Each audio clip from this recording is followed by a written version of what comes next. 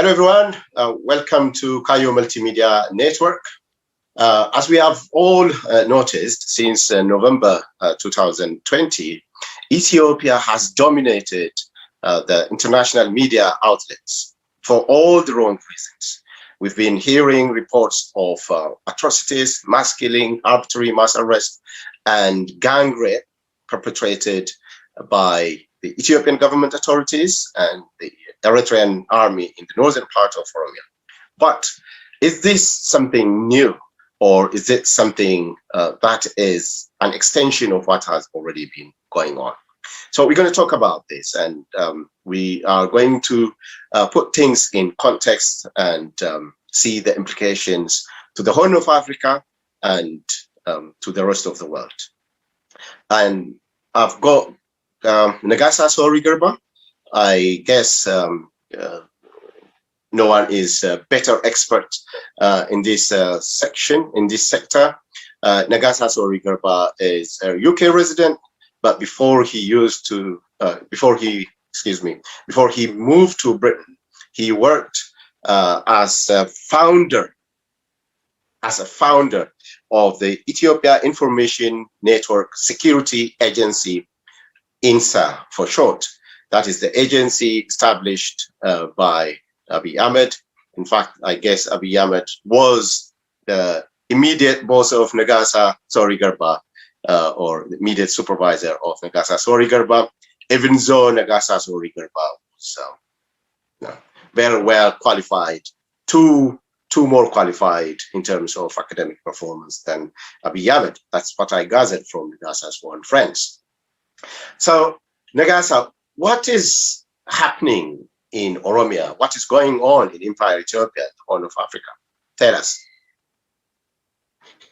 Okay, thank you for having me here, Denebo, and thank you for flattering introduction. Yes, before I start,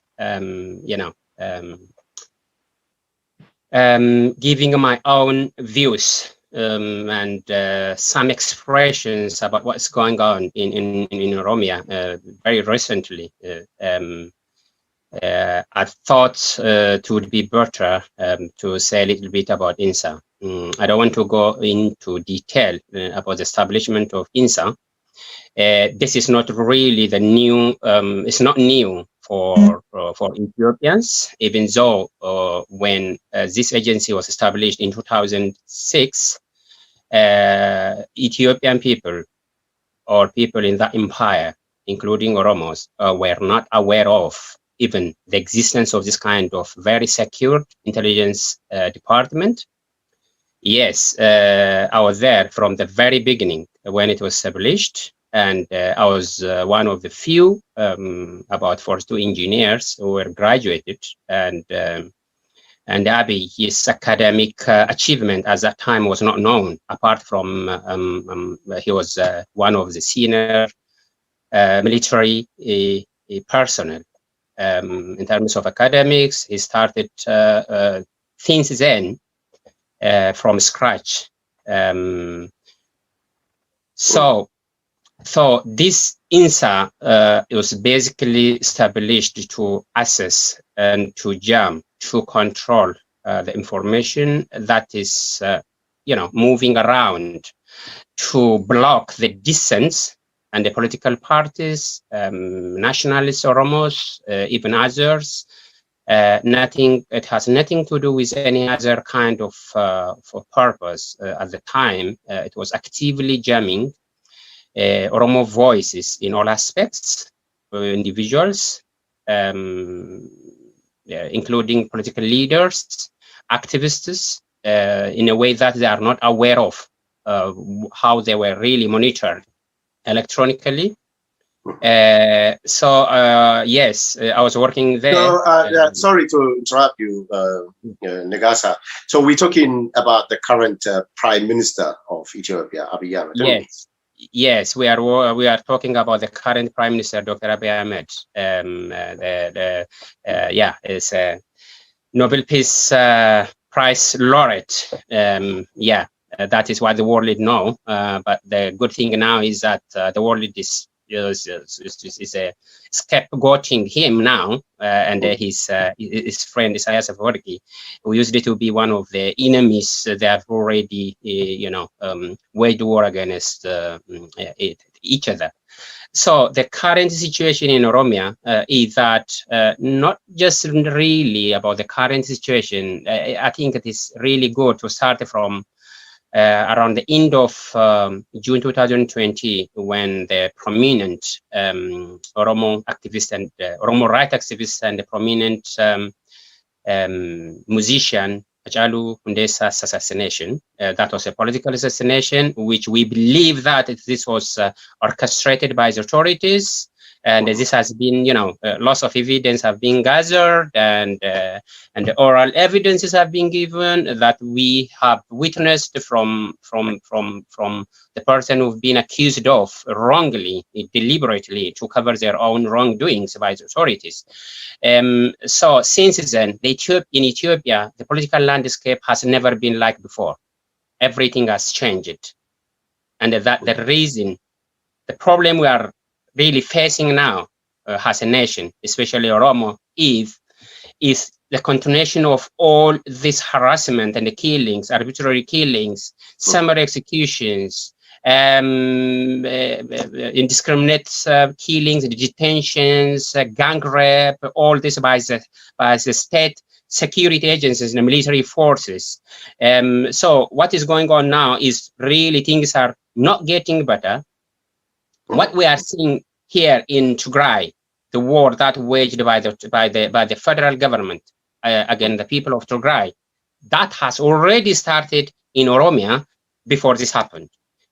However, people did not really give due attention what was going on in Oromia by the government security forces, because they have done lots of things there and killed people, arrested people for no reason, for no apparent reason, and without due process of law. That has escalated to Tigray, and that is what the world is now witnessing. So this has to, what we really want to know is that the world has to be, understand the situation, what is going on by this government, who really claims himself as one of the democratic principle that they are planning to establish in that country has a transitional from democratic to democracy, which is have already completely destroyed. This hope has already gone. That is my summary of views. Thank you.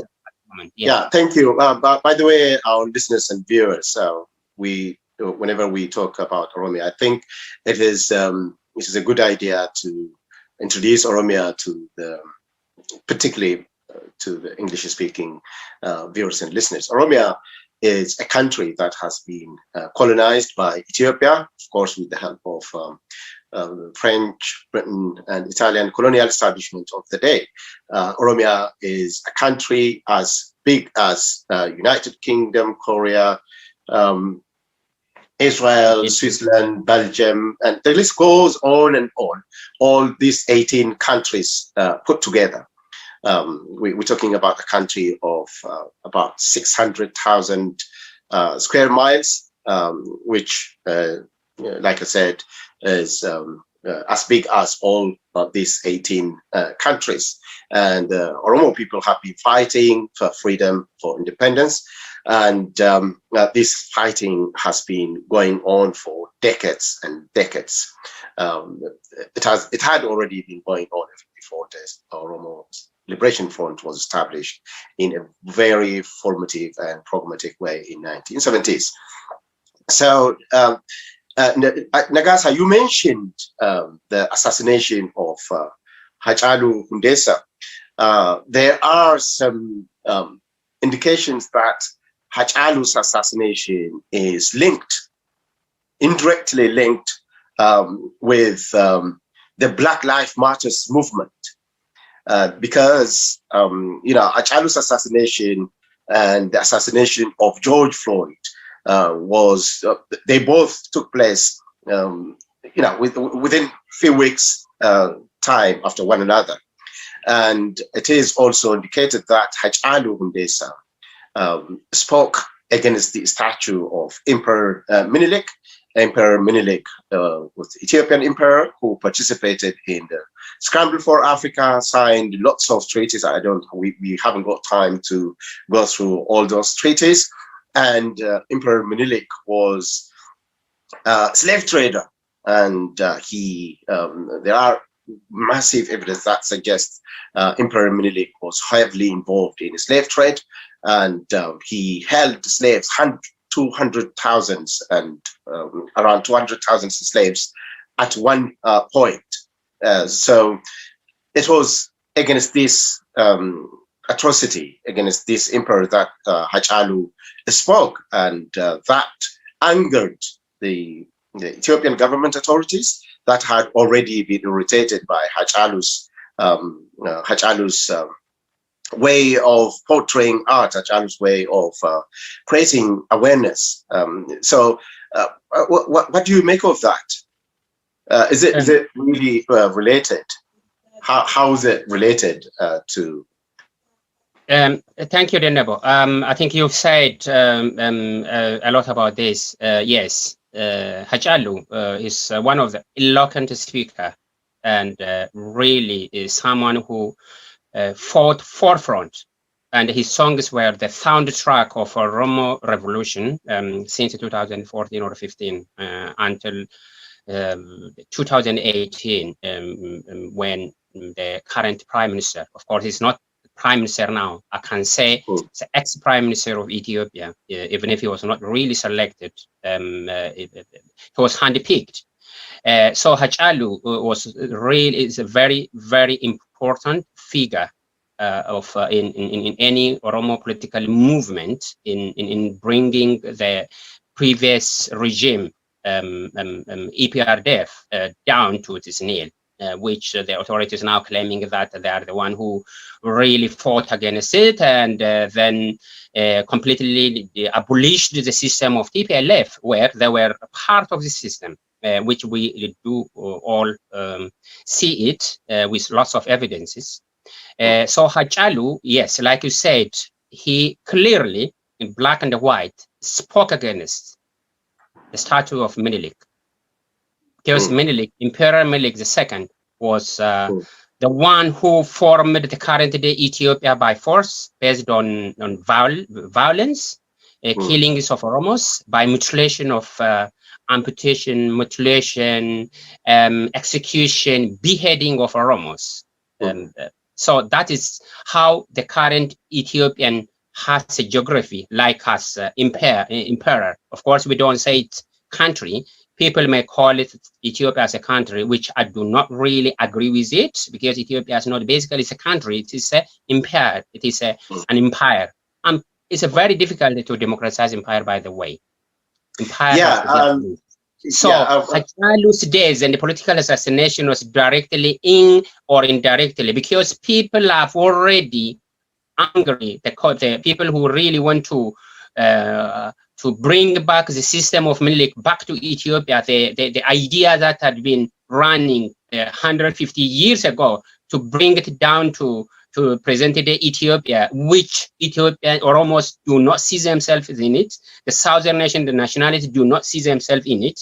They just want to bring it, and because Hachalu clearly spoke against this Menelik, in the statue of Menelik, which he gave the comment that that statue has to be pulled down, because Oromos are not really happy with it, because this is a man who was a slave entrepreneur, like you said. He's a slave entrepreneur.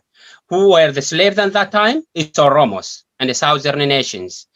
However, because these people are not really thinking and not having political pluralism and hosting really different kind of ideas in the 21st century, while the statues like in the United States who participated in slave trade pulled down, in the United Kingdom where we live, in Bristol, one of the statue of a person who involved himself in slave trade were pulled down, right?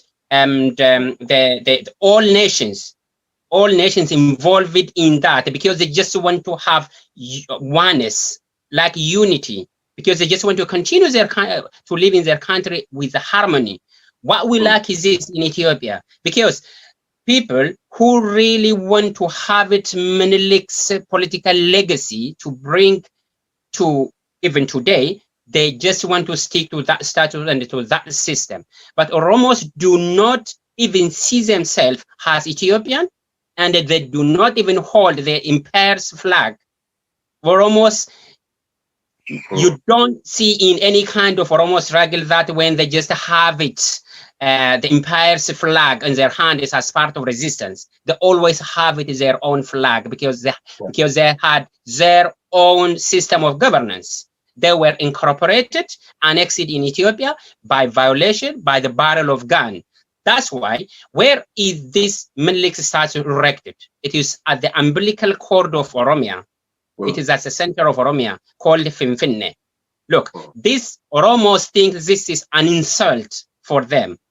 This is what Achalu, in one of the Oromia Media Network, maybe a week before his execution, this assassination, he eloquently, clearly spoke out strongly that this statue has to be pulled down, because that doesn't reflect the whole people in the empire, especially Oromo.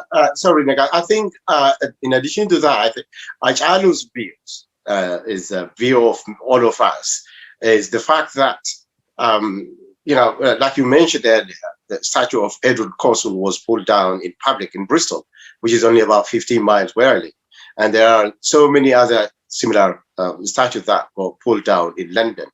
And in Belgium, the statue of King Leopold, who many historians compare with Emperor Menelik in terms of the genocide and atrocity that King Leopold perpetrated against the Congo.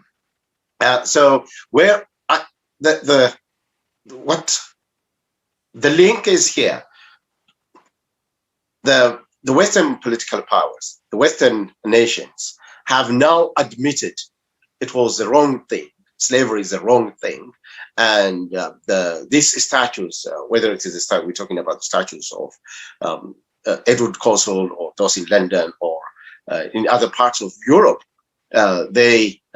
people believe these are symbols of shame and disgrace.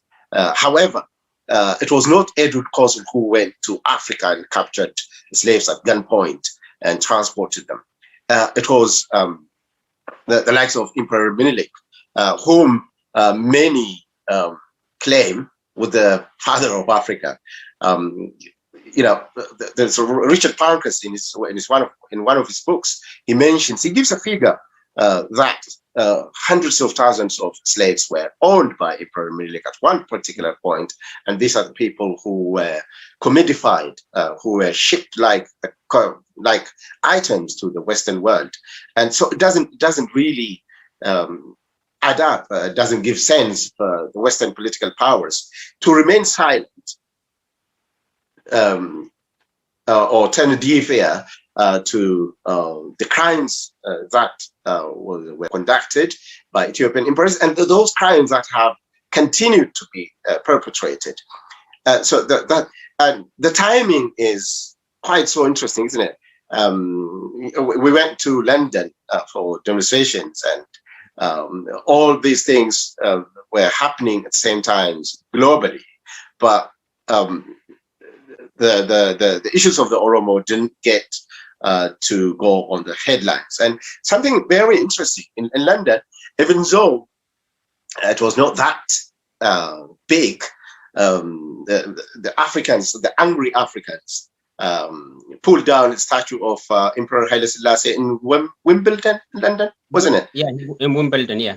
In Wimbledon, that statue was pulled down, and it's got massive implication to whatever we're talking about.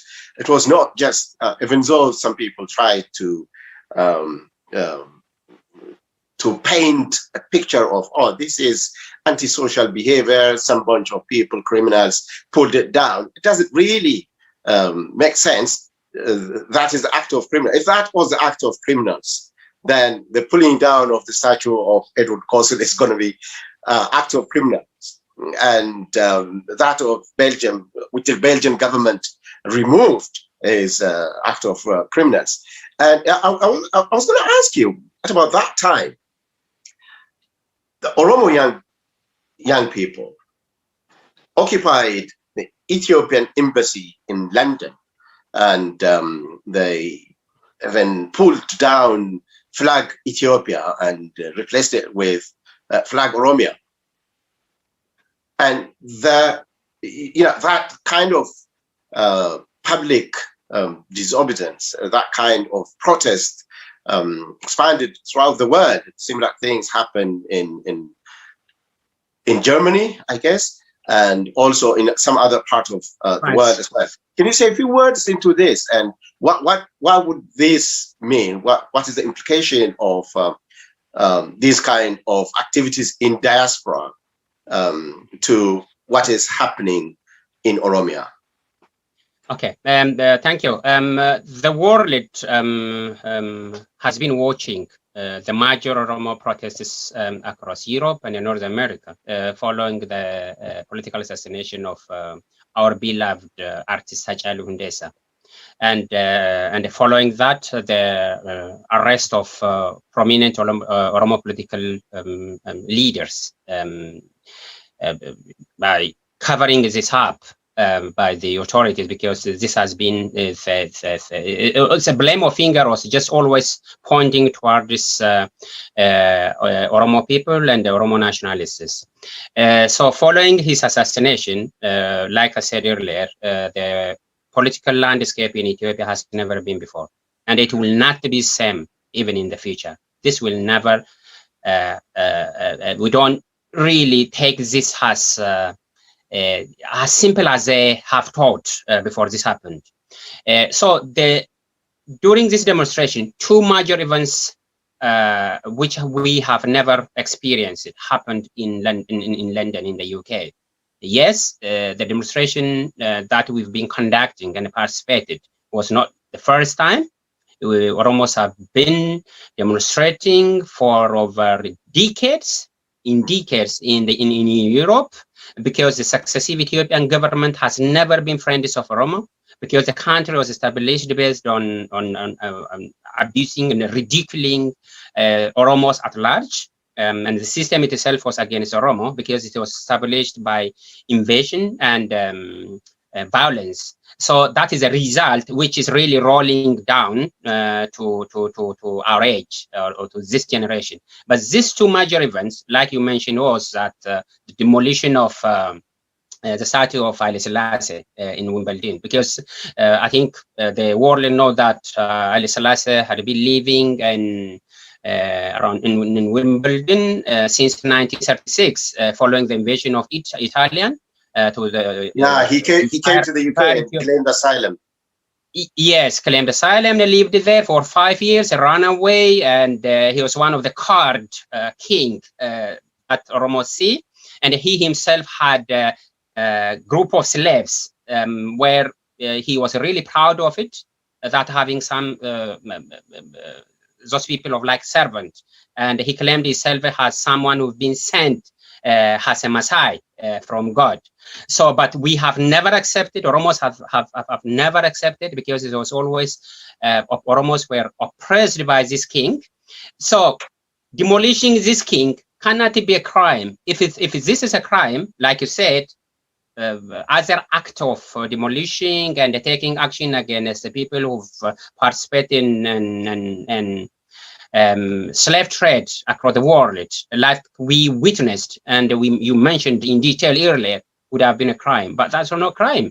And the second one is that why Oromos really did this. This is a big message to the international community as well. That whoever really we don't have any evidence that was specifically, it was only the Oromo who were involved in pulling down the statue of Haile Selassie.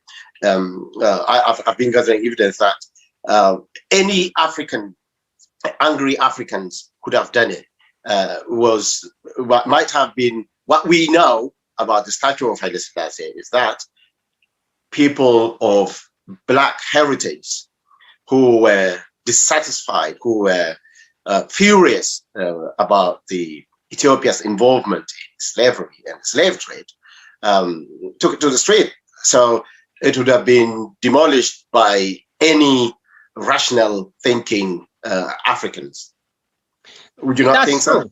That's true. That's true. Anybody who was really dissatisfied about the wrongdoings of this king when he was in power could have done it. That's not. Yes, we don't have any evidence to justify that. It's only Oromos did it. Yes, but we know something for sure. This happened during the demonstration was really running here and there in connection with to oppose the tyrant, the government of Ethiopia, the empire, people who are leading the empire at the moment. It is a part of exposing this wrongdoings to the international community. And also, it is, I think, a few days after or before. I'm not really quite sure or remember when the group of young Oromos and almost Oromo communities involved, and the Ethiopian embassy was controlled by this group of people who were very angry and very raged about the killings of this right activists, and the empire's flag were pulled down because, well, it doesn't represent me, and it does represent most of the Oromo people as well, and that is what we are struggling for, to have our own flag, which really we believe represents us Oromo flag, basically known as the resistance flag. That happened. Why? This is a big message as well, because why? It is not really customary action or common. People pull down their country's flag and burn it and rip it away. Most, resistance against their state or government, any other places, like any other places in the world, it is that it is a system they are fighting, but at least they have got one common understanding of the flag, which really represents their name. And also there are people who, evidence are in the public domain that verify, that testify the fact that Ethiopia is an empire established by genocide and has been maintained by the same genocide. Not only this, Ethiopia committed crimes not only against the people who are in the current day empire Ethiopia, but historians claim that Ethiopia perpetrated crimes against Africa and the entire world, Black civilization and the entire Black people. So we'll get back to that when we talk about the invasion of Sudan. Sudan has now occupied territories in Ethiopia, and there are multiple interests, multiple international interests in what is going on in that part of the world at the moment. What I want to ask you is, now that protest, it might have stopped in London, okay? It might have, people might not have continued to occupy the embassy. Do you think that international media outlets have been complacent about this event? For sure, if it was certain Iranian groups that pulled down the flag of Iran in London, the likes of Al Jazeera, BBC, and others would have covered it 24/7. If, let alone pulling down the flags, and let alone occupying their embassies, if just a protest happened outside the Iranian embassy, or outside the Russian embassy, or outside the Chinese embassy, this would have been a major event that attracted the interest of international media. Do you think the international community, international media, are quite so complacent when it comes to the occupation of the Ethiopian embassy in London, the demolition of the statue of Emperor Haile Selassie, and no media even investigated how come the statue of Emperor Haile Selassie was erected in London in the first place? What do you think of this? Have the international media and the international community been complacent about this? Then let's take a few minutes on this, and we proceed to our main topic for our discussion today. Sorry. Exactly. Right. That is the reason that I really try to indicate that the two major events happened, and a strong message has been sent to the international community, which it did not get coverage which it deserves to be. Why this hasn't been covered the way to the magnitude that it should have been? Well, like I said, this is a statue which really most Africans are aware of, and Haile Selassie, most Africans think that he was the one of the founding member of African Organization of Africa Unity, which later became African Union, and some Ethiopia, outside of Ethiopian, like if you go to Jamaicans, there are a certain group of people who think Haile Selassie has a different view. They have got different view about him. And this man lived in England for 5 years and had a kind of communication with the Queen. And obviously, Haile Selassie was very popular in a sense that not for for something which is really has a good history. He might have there might be people who really think Haile Selassie has one of the prominent and a very person who contributed in some positive thing to Africa. But the reality, what Oromo people see Haile Selassie is completely different. And this has been shown practically by the younger generation of Oromos after so many years. After so many years that new generation of Oromos and others have shown their dissatisfaction and the legacy that the Haile Selassie that has left with us in that empire.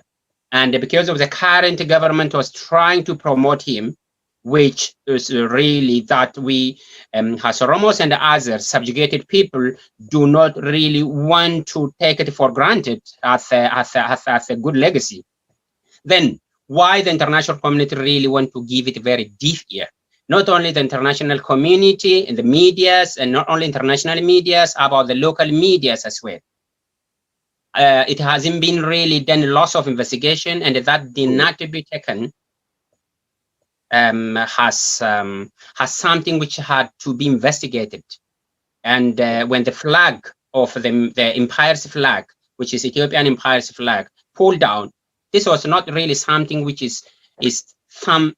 It is not something very easy or simple thing which you can bypass or just leave it for later. It's a very big issue. These people who did this, including myself, believed that I do not see myself in Ethiopia. I do not see it. It's not just because I really hate naturally. It's just because the way I and my people have been harassed, and the sea has a subordinate in that country, has a second-class citizen, then I've always a question. And because this is an empire which comprises lots of countries, like United Kingdom, Britain is empire, but it's a very democratic one. Yeah. In Ethiopia, because there is no democracy and the system itself was established in terms of harassing Oromo people and others who are really subjugated for so many years. That's why we are always and have been struggling against this injustice in that country. But the international community did not really, they haven't covered to the extent that they should have. That is what that caused them. It causes that problem. It hasn't been addressed the way it should have been. And then it caused now the situation what we are facing in Ethiopia now. They could have helped people in Ethiopia, Oromo people. And if that was addressed at the early stage, the issues we are facing now could have been avoided. And we'll get back to we'll get back to what should be done. But the fact of the matter is that since the assassination of Hachalu, that empire has never seen any peace, any stability, any security ever.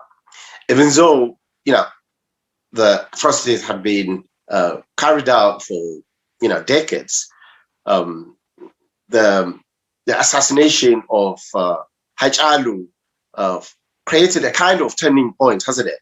It has, because I think this is the longest kind of discontinued protest, continued protest, continued mass disobedience, and we don't even know where to start, because you mentioned even Britain is an empire, but it's a democratic one. In Oromia, people took it to the street in protest against the assassination of Hachalu. Now, never mind the main reason that triggered his assassination. Even after his assassination, hundreds of thousands of innocent Oromo have been illegally detained, and the government has even went on to convert or turn colleges, schools into makeshift detention camps, and in Oromia, political prisoners have been subjected to COVID. The government has been using starvation as a tool, torture, arbitrary killings, and even gang rape. So that is against the very promises that Abiy Ahmed made when he was promoted to the office of the prime minister, when he became a prime minister about 3 years ago, maybe 2.5 years ago, in April 2018. It's in a public record when he said, well, my government was a terrorist government. Terrorism is arbitrary killing is what constitutes terrorism. Terrorism is subjecting mass to torture in prison. Terrorism is killing innocent mothers and innocent civilians. And he used those phrases, didn't he? And so as a result of that, he got the Nobel Peace Prize, and he ended up doing even worse than his predecessors. I'm not suggesting his predecessors institutionally, but in terms of individuals, because Abiy Ahmed is not new to this position, is he? And the situations are even getting worse and worse. So what do you make of this? Is it the extension of the atrocities that have already been taking place in Oromia, now extended to the northern part of the empire, to Tigray? How was it related? Can you speak to that, Nagasa? And as someone who worked with Abiy Ahmed closely, I think you even shared an office with him, didn't you? So why is it that this kind of behavior is it natural? Is it ingrained into his psyche? Is that what constitutes his being, telling lies? Like, for example, when he branded Ethiopian government as a terrorist, he begged the Ethiopian Liberation Front to come and negotiate. He made promises and he ate up all those promises. And the leaders of the Oromo Liberation Front that moved their offices back to Finfinne ended up in prison. And Abiy Ahmed, in one of his speeches, I think recently, I think it was in December 2020, just a couple of months ago, when he held discussion with the Kenyan president, he declared that Ethiopia should eradicate the OLF. So these are really, some people think this is insanity, but as someone who worked with it, how do you assess? Is he really sane? Well, this is a thing. In 2018, when Abiy was allowed to rise up to the highest office in Ethiopia, it was wrong. It was wrong then. Okay. Then it's wrong now. Why it is wrong now? Because it was wrong then. You can't get something right, start from wrong calculation. Okay, simple. If you use wrong mathematical equation or formula, you end up with the wrong answer. So are you saying this because in 2018, just before Abiy Ahmed was given this office, the government barely managed to survive, was at the verge of collapse? Is that what you're saying? Well, the problem that people really, the issue that people really need to understand is that I hope many people have now understood and than what it was in 2018. The thing is this, Abiy was one of the staunch supporter of the system himself. Abiy doesn't have any understanding about Ethiopia apart from the system that has been developed by the EPRDF. He grew up and brought up by that system. What does that system mean? That system has profited him. Abiy has used all possible opportunities. He was given the most opportunity that was available to few people in Ethiopia. That was given by Abiy. Abiy was allowed to establish INSA, one of the most advanced and intelligence security agents. Abiy was allowed to move on to the ministerial level. Abiy was allowed to go to the prime minister. What wrong thing that the TPLF did to him? Nothing else. He was the most benefited person, and he had no reason at all, by any measurement, had no reason and has no reason to blame these people. It's just he was a mercenary, because most people, when they just work as a security, as an agent, they act like a mercenary. He's now, he went to war, not because he had a problem with the TPLF, because he cannot justify or he cannot convince us Abiy has got problem with them. There is no reason. He just went on to satisfy other people who has a problem with him. Of course, we have a problem with the TPLF. We were the ones who were mostly affected, killed, harassed. Okay, extrajudicial killings. We were the one who were subjected to, Oromos. He did not go for a war with TPLF to bring justice. He just went on to support those group of people by which they were trying to control Oromo people and bring down, like in the past many years back. So Abiy Ahmed, because he was one of the most trusted person, a staunch supporter of the system himself, nothing can be expected from him than what we are witnessing now. That was a plan. Why he was brought up to power? Yes, they might have a kind of problem with the TPLF. That is in terms of advantage or in terms of saving himself when he goes to the highest office. Because in Ethiopia, nobody can charge him because there is no due process of law. So when he went on to the power at their kangaroo, what do you call it, House of Representatives, he said, yes, we're the one who terrorizing people, and we deserve apology from our people. And he confessed. That is the language. He cheated people, and the people really believed him. Well, there are many people who did not believe him.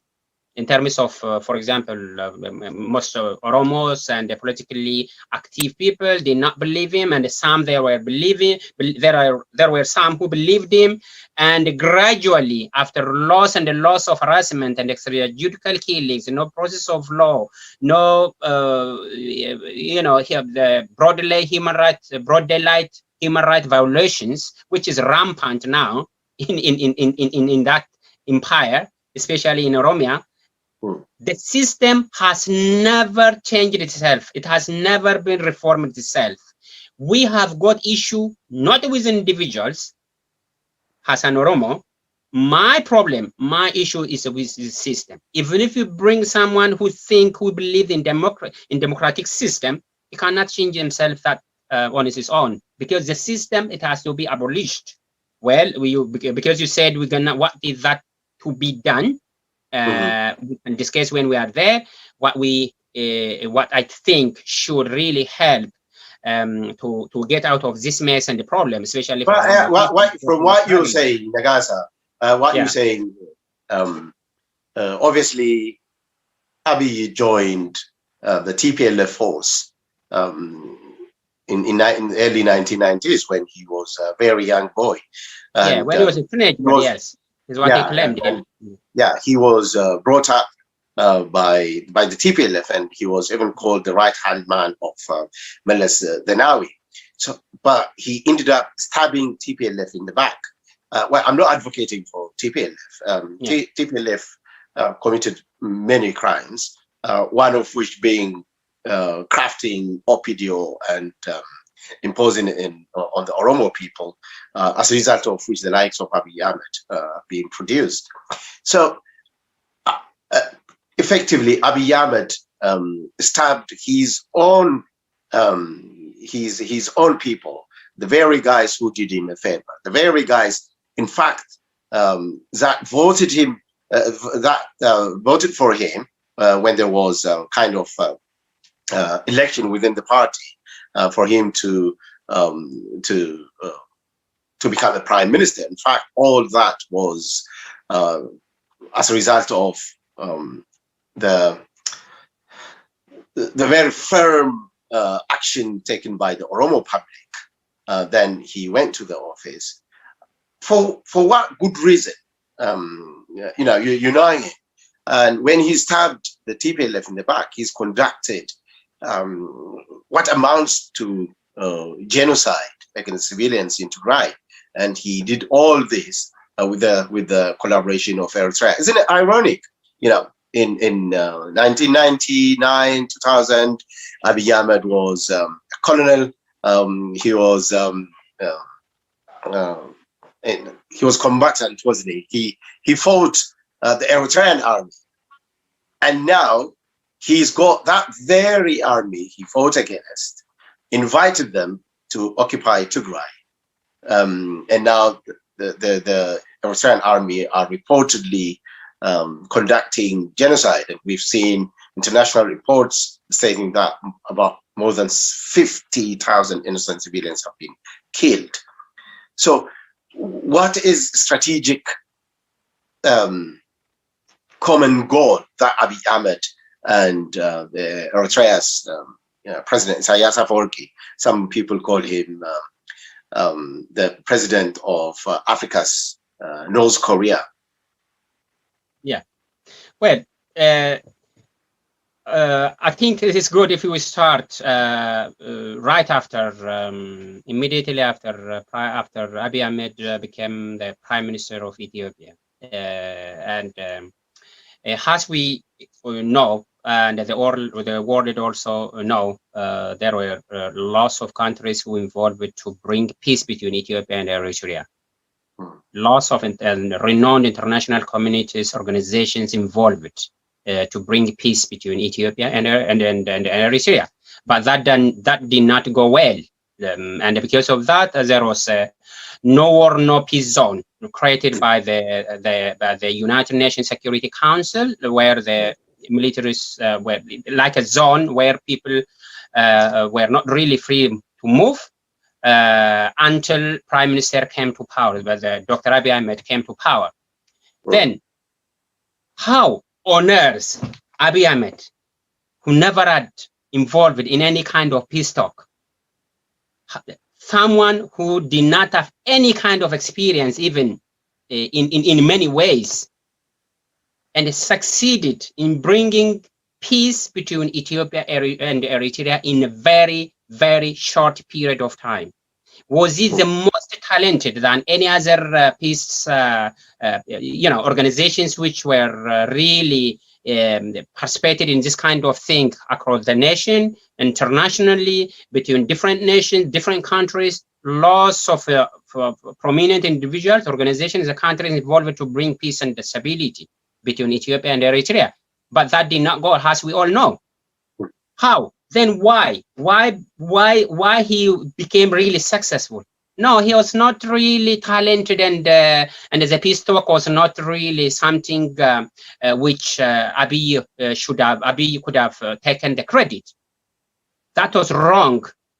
That was wrong, because look, Ethiopian people and Eritrean people are not still aware of the peace talk, the details, the deal package. Nobody knows, but we know now. We can think of it. The deal was that they have already created one common enemy called TPLF. Like you said, Abiy stabbed at the back of the TPLF on behalf of others, like the people who really want to have Ethiopia as one nation, who speaks one language, one culture, abolishing, federalism, and this kind of system that had been established for the last 30 years.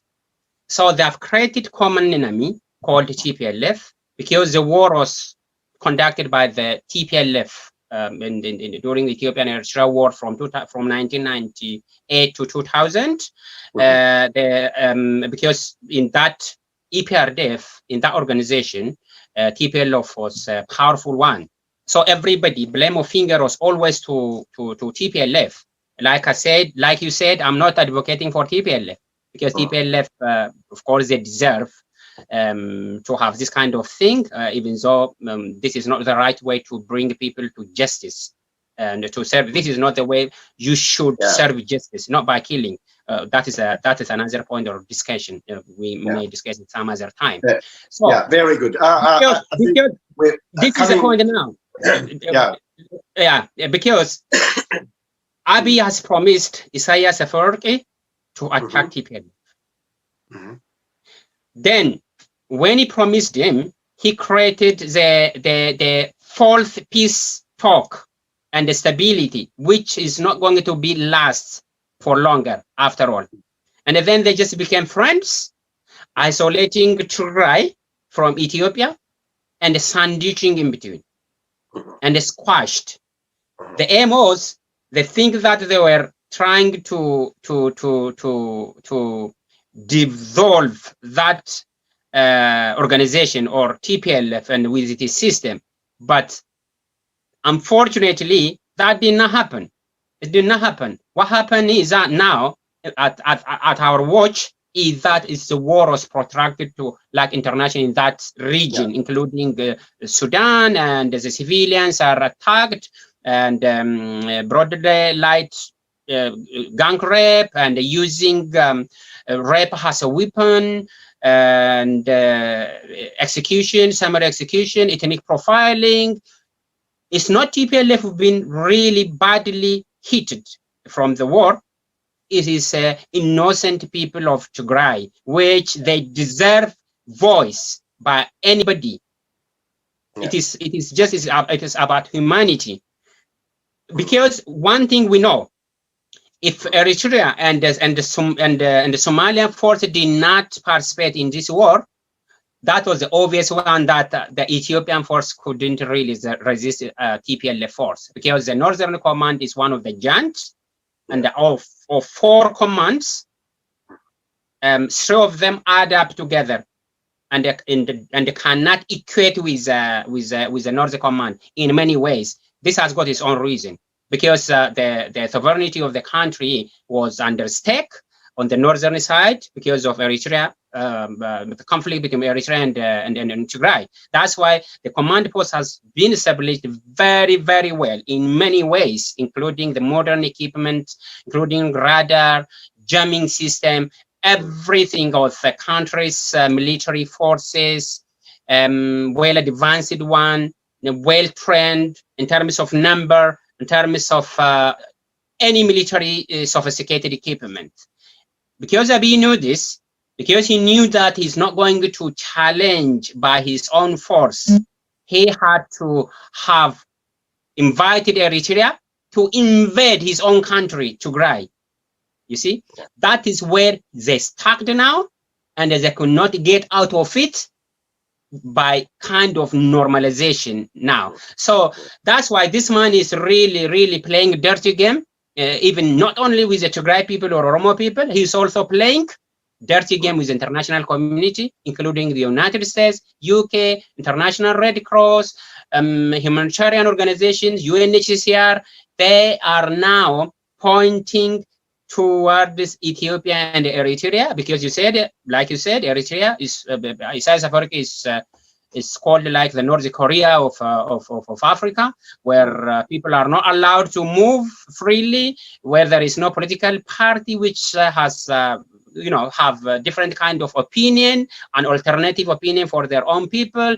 Never existed. He doesn't believe in democratic movement, in democratic establishment, election process, and ideas and different ideas. Always, always the choking dissent and the squashing democracy. That is what he's been trained and has been running all the way through Eritrea for the last 30 years. Now Abiy has attached himself with this kind of individual who's known by his gross human rights violation across the globe, and befriended himself with Isaias Afwerki. If he's befriended with Isaias Afwerki, we can safely say that it is Isaias Afwerki, the close advisor of Prime Minister of Ethiopia, Dr. Abiy Ahmed, and that's why the board of election, or Ethiopian board of election, cannot be neutral. And I think, based on the someone who had been part of intelligence in that country, I can say Ethiopian election board is not free from the impact or involvement of Eritrean security forces. There is no reason to justify Ethiopian election board is running free and independent. Every system in Ethiopia now is advised by the security underground intelligence. Well, in fact, there are reports. So the Ethiopian, the sovereign nature or sovereignty of Ethiopia is completely gone now, and that we cannot. Of course, I do not say that the country, even those who believe that Ethiopia is independent and sovereign, that is not working. History has been now in its making. History is the making.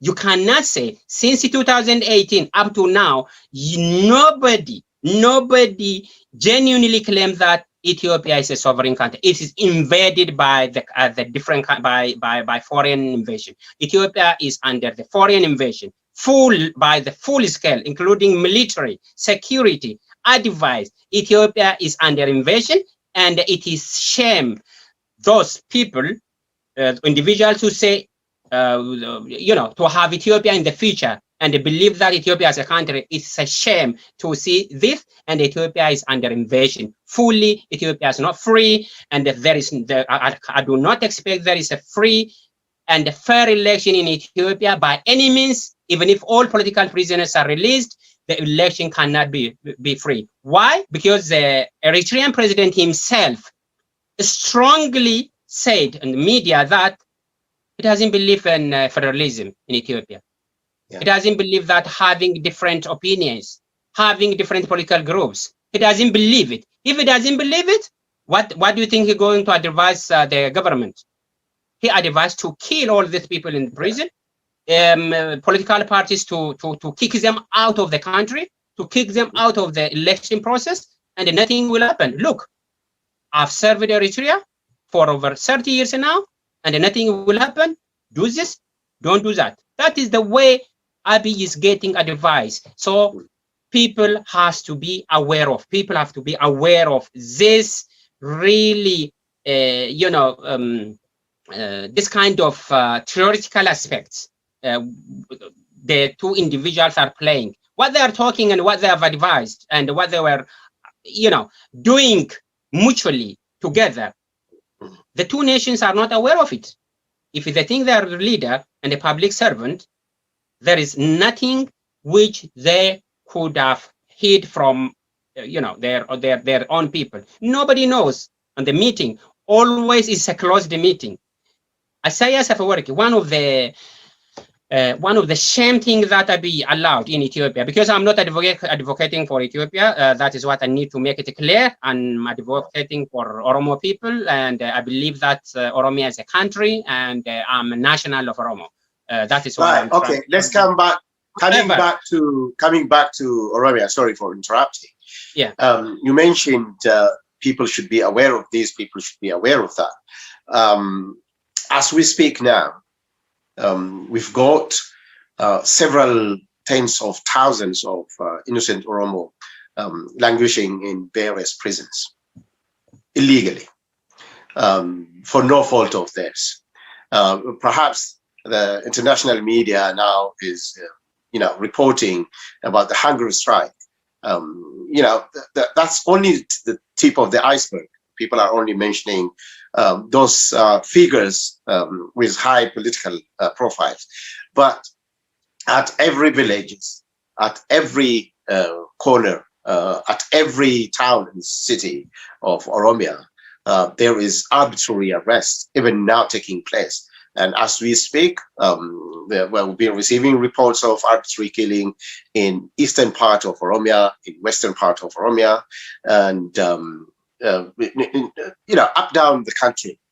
And now, like I mentioned earlier, schools, colleges, and public infrastructures are now being converted to prison, including the military training facilities.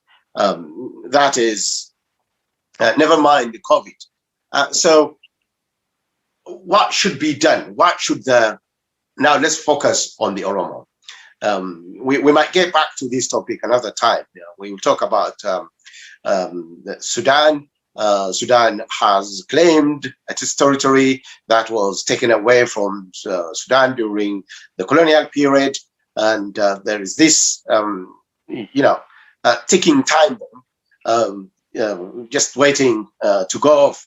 Let's leave that and focus on Oromia, because now the stake is getting higher and higher as arbitrary mass killing, arbitrary mass arrest is being intensified throughout Oromia. So what should be done? What should the Oromo people do? What should the Oromo politicians, political parties do? And what are the international community are supposed to do in order to stop the atrocities, not just in Oromia, in other parts of the empire, including Tigray?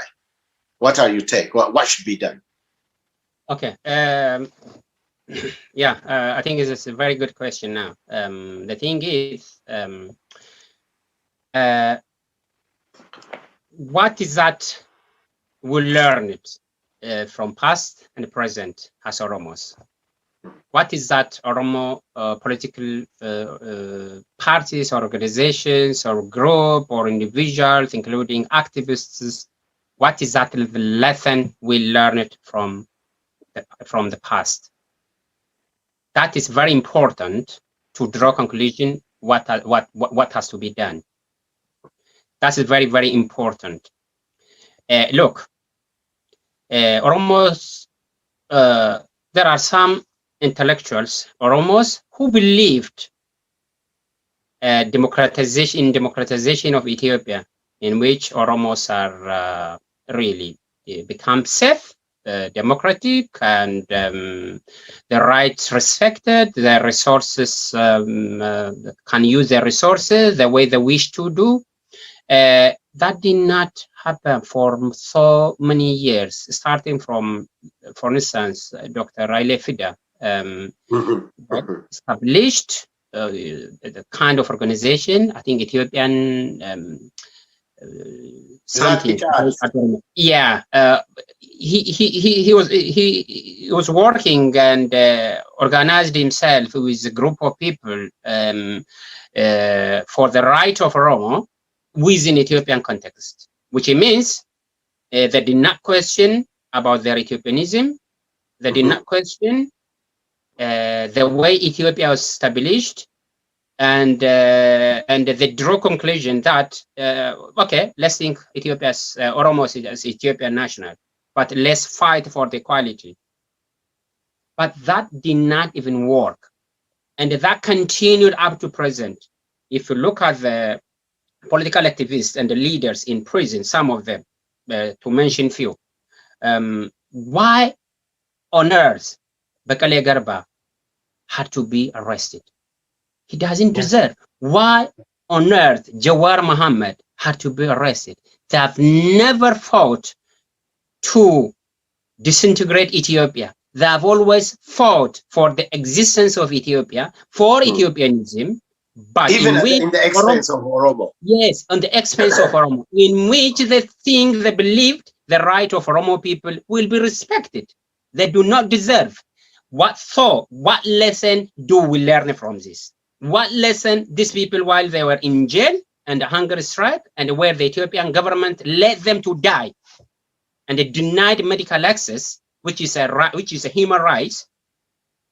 What lesson they learned from it now? What lesson they draw from it now? This is very important to come to the conclusion. So, in my opinion, Oromo should not be afraid of telling the truth there and then now. What is that the truth? Oromos should come forward, tell the world, tell Ethiopian people, we are not the enemy of Ethiopian brothers, but we are Oromos. Our country is Oromia. This is a nation building. We are fighting and struggling to reclaim Oromia. Oromia as a country, and everyone living in Oromia, if they wish so, they are Oromos. We have never and ever fought against the right of any individuals or group, while everyone, even non-Oromos from different tribes and different ethnicities, comfortably living in Oromia and as in harmony with Oromo people, and having their own resources. Even their life is much better than Oromo people in the Oromo land, on Oromo land. So what has to be done? The world has to recognize what Oromo people really want to have it there in East Africa, within Ethiopia or outside of Ethiopian context, right? So Oromo people has to come forward. They should not be afraid of it. The more they are afraid, the more they don't tell the truth, the more they don't know what they really want, the more this kind of subjugation and harassment continued from generation to generation. Now it is. But Nagasa, sorry, Nagasa, in order for that to happen, something needs to be done. Given what we have witnessed even in our generation since 1991, it sounds like the Oromo struggle is finding itself in some kind of vicious circle of disorientation. If you remember, things are just repeating themselves. In the early 1990s, TPLF created OPDO, imposed on the Oromo, and then pushed OLF out of the political environment. And then OLF did not have any chance, any other alternative but to resort in gun. Then what happened, as you remember, a war broke out between Eritrea and Ethiopia. And the vast majority of those who were killed, I'm talking about nearly 100 or 100,000 Oromo people died in that war. And then what happened? The Oromo people protested against Ethiopia in general. When you were in university, I was in uni, we all remember what happened then. The Ethiopian government of that time, in which Abiy Ahmed was serving as a spy and as a soldier, they promised change and then manipulated Oromo politicians, and they tried to calm the Oromo down. And that was when Junaddin Sado came and they said, well, from now on, we are going to ensure the Oromos are self-governing themselves and there should not be any influence from the outside, like he said himself. And what happened then? No sooner Junaddin Sado came to power than he declared the Oromo kids, Oromo university students who were killed in Ambo. Junaddin said, oh, that was the right thing to do. And then that triggered another protest, another civil disobedience, another public dissatisfaction. Again, that shook the Ethiopian government up. And you remember in 2005, and then they brought Abadullah Gambada. And Abadullah did the same thing, the exact same thing. People who are in prison today, we've been talking about the Oromo political prisoners. Most of them, I would say, safely say, more than 90% of them are not, it's not the first time for them to be arrested because of their political views. Maybe it could be a fourth or the fifth time. This is indicative of this vicious circle of disorientation. And then you remember in between 2014 and 2018, the Oromo shed their blood. The Oromo mothers, pregnant women, children were gunned down in broad daylight. And then Abiy Ahmed came to power and lied to the Oromo, saying, oh, we were the terrorists. We were the one who were terrorizing. From now on, we will not arrest anyone without investigation. We do the investigation first and then arrest, rather than arresting an investigation. But he ended up doing not just exactly the same thing, but even worse, way far worse. But you know, in 2018, 2019, including some of the people who are now languishing in prison, they declared Oromo are liberated. So now we're coming back to square one again. So the point is, how should we break this vicious cycle of disorientation? It's nothing new. Now, Abiy Ahmed has tried to manipulate OLF, bribe some of the weak, spineless OLF members to betray their own organization. The organization they took oath to serve, and we see what's going on. And going back to 1991, exactly the same way that OLF was pushed out of the political paradigm of that empire. Now we see OLF is saying, now things have gone beyond my control. My members are in prison. Our offices are all closed down up and down the country, and I could no more take part in this upcoming election. The same statements be made by the Oromo Federalist Congress and other Oromo institutions as well. So, from your experience, as someone who has worked at the core of the establishment, where do you think should this vicious circle be broken? Well, And what should the Oromo do? Yeah. Well, I think you've mentioned a lot. Our political or elite group or intellectuals have also contributed in this on and off Oromo political movement. There is a contribution, negative and a positive contribution toward this. Has someone who really worked in this system since I graduated from a university. By the way,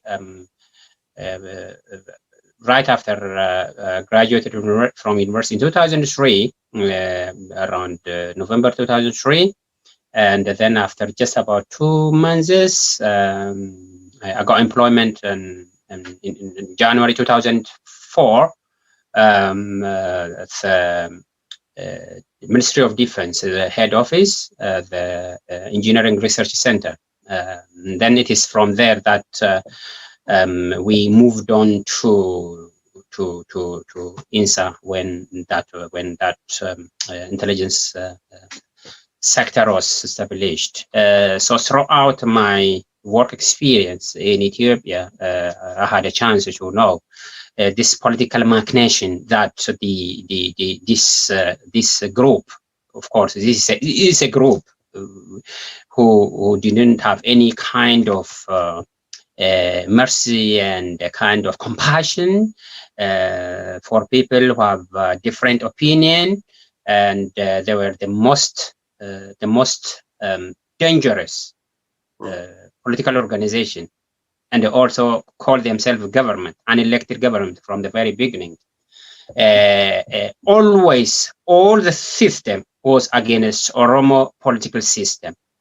What is very common in Ethiopian governmental arrangement system in all civil sectors and the military institution, security institution, is that Oromo issue is always on top of their agenda. Not to solve it peacefully, to squash it, to dehumanize it, to break it, and they play some kind of conspiracy theory there, try to manipulate Oromos. Who involved with the forefront? Oromos themselves, who claims themselves they know politics, they know Oromo history, and they want to struggle for Oromo rights, without even having no idea that what Oromo people are fighting for the last more than a century. That is a problem we have really stuck into. That's why the right way that Oromo people want to struggle is always hindered by this kind of obstacle. That is what we faced, and that is what we've been witnessing up until now. And then where should this vicious circle stops? Well, we do not expect all Oromos to be out of the enemy circle, in that circuit. Always there, it had been there, it is here, it should continue, because this is the way that we do not, Oromo is about 40 to 50 million people, and we do not expect everyone is just outside, working outside of the enemy circuit. How do we break this? Like I said, Oromo has to struggle and fight for Oromo, Hasan Oromo. Hasan Oromo. What is that we got it from Ethiopia? What is that Oromos really raise about issue, about the Ethiopian issue that we can proud of? Is there any single concept that makes me proud of being Ethiopianism? Ethiopian is Hasan Oromo. Is there anything? What history do we have it that we proud to be Ethiopian? Is there any Oromo who is really proud of being as an Ethiopian? If he claims he's Ethiopian, probably his history has been in one way or another manipulated and distorted. Either his name is changed to different kind of, which reflects Ethiopia, his culture, language, the way he sings, the way he wearing, and the way he behaves. All this is so manipulated, and you cannot claim as an Oromo that you have it something we're proud of being as an Ethiopian. So our political leaders, activists, intellectual groups, elites, they need to come forward that we are Oromo. We have never been Ethiopian before 160 years ago, before Menelik came, before the modern day establishment of Ethiopian empire by Menelik. We were not there? Yes, we were there. We were there how? As an Oromo, not as an Ethiopian. Before Menelik era, if we were there, then we were there not as an Ethiopian. We were there as an Oromo. We should not be afraid of claiming that right. We have lots of things to proud, contributed to, not only to Oromo people, not only to the Horn of Africa, to the world. We have lots of democratic structures which we Oromo had self-ruled. So we need to come forward and bold and proud to establish Oromia. Okay, so this is very important to be underlined. The problem we have now is that when you say this, there are some group of people who really be shocked. And how come you say this? This is Ethiopia, and we've been there, and they think this is very, very difficult, and they think that this idea is not achievable, and it is not practical. Because they say it is not practical, one of the issues they raise is that, okay, if Oromia is independent, then we will have lots of enemies right here, there, it's the west and north. Well, why? You have never asked anything. Others, you haven't claimed someone's rights. You can be yours. I've got family in the UK. My right, left, front, back. All my neighbors are not Oromos. They are not even, they never even came from Ethiopia. I've never afraid of living in between this. They have never been enemy to me, to my family, when I live in between this. Why others have become enemy to Oromo people if Oromo is independent? Unless they are not democratic, and if they don't have any element of democracy, and they do not understand how the world operates. Okay, so because of that, you should not really give up and be afraid and proud and to be, embarrassed. This is not an embarrassment. This is something that Oromos should be proud of to be Oromo. Yeah, but on the other hand, we all know Ethiopia is created also by myth. There are lots of myths surrounding how Ethiopia has come to exist and how it has been maintained. One of those is they try to paint a picture. We'll talk about it, about the campaign now that Abiy Ahmed has launched and which has been taking place. I think we've got to talk about it, what's going on around us. But the point is, the Oromo are the struggle of the Oromo. I think we have to get our narrative very clear to the world that the Oromo are fighting to decolonize Oromia. It is not about it is not about getting other ethnic groups out of Oromia. It is about decolonizing Oromia. It is about the system you mentioned earlier. Quite often people say to me, "Oh, what is it that you're fighting for?" The Prime Minister Abiy Ahmed is an Oromo. Now it's the Oromo that is controlling Ethiopia. What is it that you're fighting for? Which is a complete, absolute nonsense. Sorry, sorry. Give me 1 second. Just 1 second, please. Yeah. So the point is that the Oromo are fighting not against any ethnic group, not against any individuals. It is against the system. For that matter, it doesn't matter whether Abiy Ahmed is an Oromo or not. In fact, even Haile Selassie was the Tafari Mokonnon, Haile Mikhail Guddisa. It goes like that. And Mengistu Haile Mariam Wolde Ayana is an Oromo. But the point is not about having Mr. X or Mr. Y in the palace. It is about decolonizing Oromia. It is about ensuring that Oromia is big enough to self-govern, and given particularly the level of the human right advancement that the world is reached now, let alone Oromia that was conquered, that was colonized, that was invaded at gunpoint. Other people, if they wish to be independent, they can be independent. There is no law that whatsoever. There's no international legal framework that says to these people should not be allowed to be independent, even if there was peaceful coexistence. The best example for this is the situation of Scotland. In Scotland, we haven't got any arbitrary mass arrest. We haven't got any arbitrary killing because of the political views.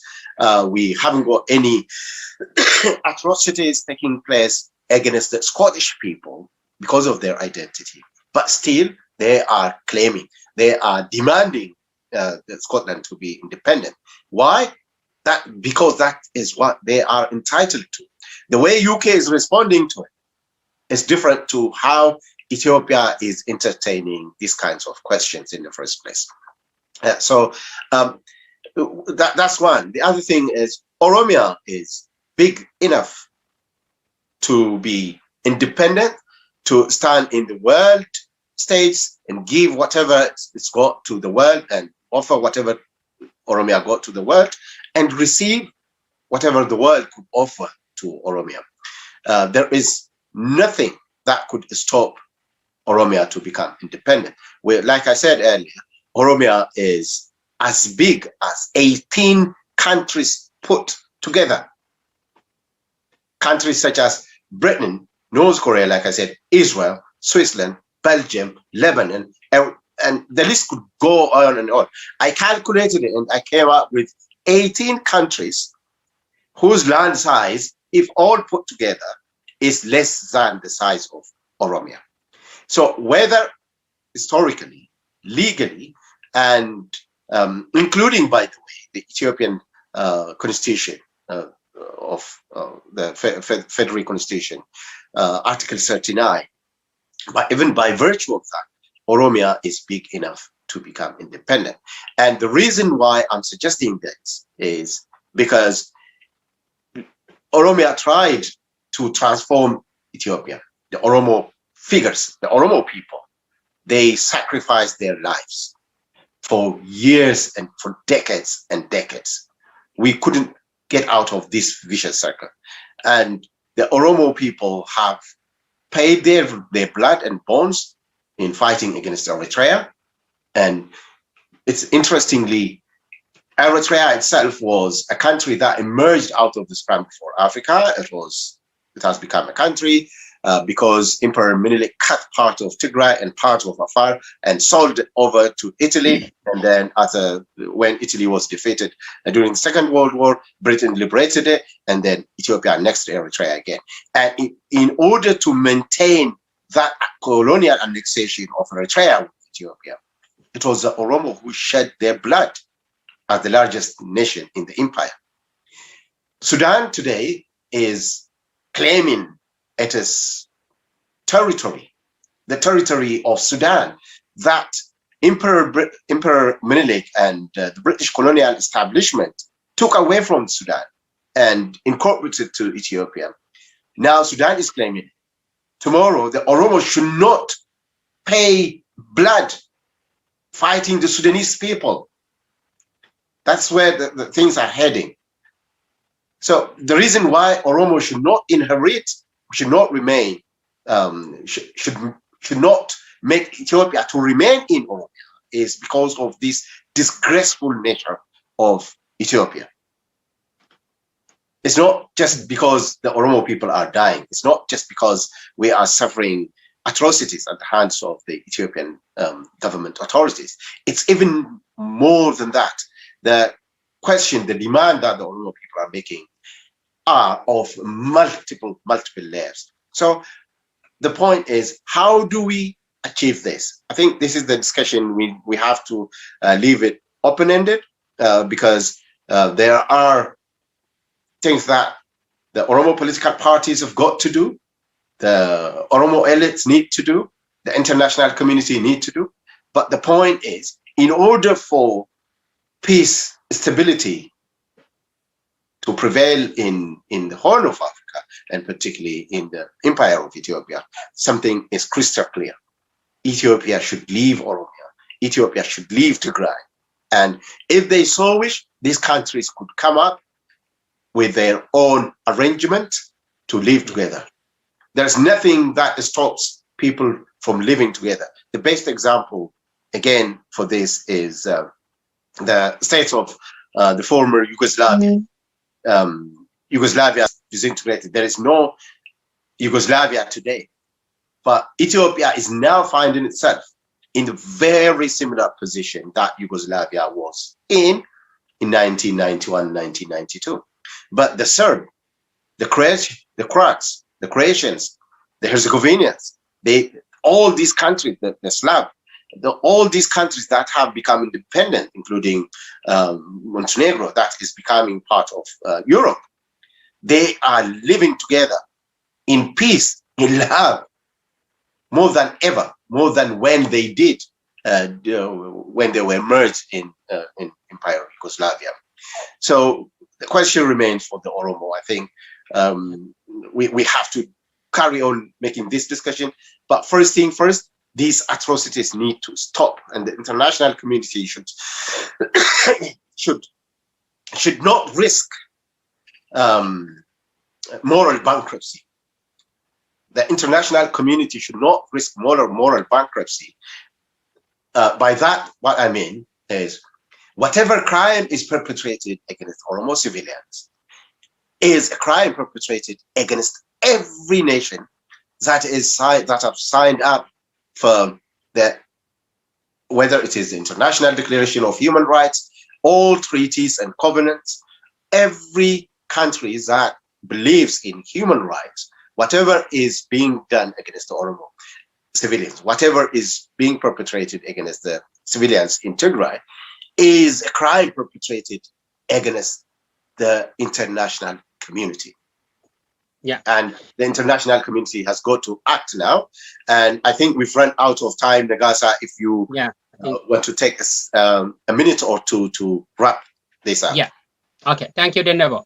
Yes, you have said it all. One of the big reasons that hard-die Ethiopians really want to block all the Oromo political movement is that without Oromia, because they believe that Ethiopia doesn't exist. For them, they have already established, they have built nation, and they are there to protect it. For us, because we are not part of this establishment on the formation of this empire, we are not there to protect it. We are there to claim our country, like you said. So if Oromia become independent and in a democratic way, Oromia can stand tall in the international arena. And of course, there is a lot that Oromo people contribute to the world, not less than what Ethiopia is contributing now. What Ethiopia is known as Ethiopia is all claimed from Oromia. The atlas, coffee, lots of unique things all come from Ethiopia, from Oromia, not from Ethiopia, because Oromia is incorporated and annexed by force, by invasion. That by the way, including the water resource, the Nile River, that Ethiopia and Egypt and Sudan are fighting over. More than 85% of the tributaries to the Nile are rivers, or Oromia rivers. And exactly. Emperor Menelik signed the treaty in 1902 and handed that over to Britain. Absolutely, and that is what underpins Egyptian claim over the River Nile. Sorry, I interrupted you. I just want to. Exactly. Yeah, before we wrap up, and let me add one thing as well, which you have already mentioned in one way or another. independent of Oromia is a must to happen. Now, whether we like it or not, whether Oromos will like it or not, it is a must to happen, because there is a big question running here and there in Oromia, and the user. There isn't any common ground which bring us back together in Ethiopia now. The fact on the ground shows this. Okay, most young Oromos, even they do not even speak Oromo these days. And I mean, they do not even speak Amharic. No. We do not even share cultural aspect of it, linguistic aspect of it. Everything is abolishing and becoming independent practically. So self-determination is a human right. It's enshrined by the United Nations. Yeah. It is not somebody can give you or somebody can deny you. The best example you have already mentioned is about Scotland, Catalonia, Quebec in Canada. This is in 21st century. These people are demanding to establish their own country because they have got their own identity in terms of linguistic, in terms of resource, everything what one independent sovereign country has, they have it. Oromo has more than that. More than that. To mention few, we have already said it. So this is an open question. The open question is for Oromo people to if this happened democratically and peaceful, commotion and bloodshed,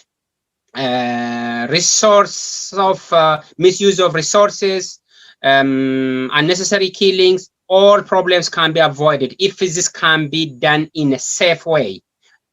That is the best way that the international community should help Oromo people to establish democratic system there where people can have their own say. The list that Oromo demand is that in a very peaceful way, like Eritreans have done it in a peaceful way through referendum.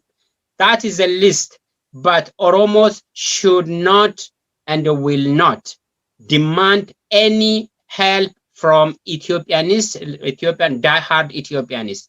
Anyone who helps this, they should facilitate. What Oromos need to have is a facilitator to depart Oromia from Ethiopia or to take Ethiopia out of Oromia in terms of facilitation, not in terms of arbitration to make stay Oromia in Ethiopia. That did not work for the last 160 or over. So nothing will happen. We don't expect something different from now. And it was wrong. And in the wrong way, we've been killed, harassed, ridiculed as people, as a nation in Ethiopia, while Ethiopia's existence is on the shoulder of Oromia. That is what Oromo people should understand. And from now on, follow different kind of political aspect by which Oromos all come together and decide their own fate. That is my opinion, Donebo. Yeah, thank you very much, Naga.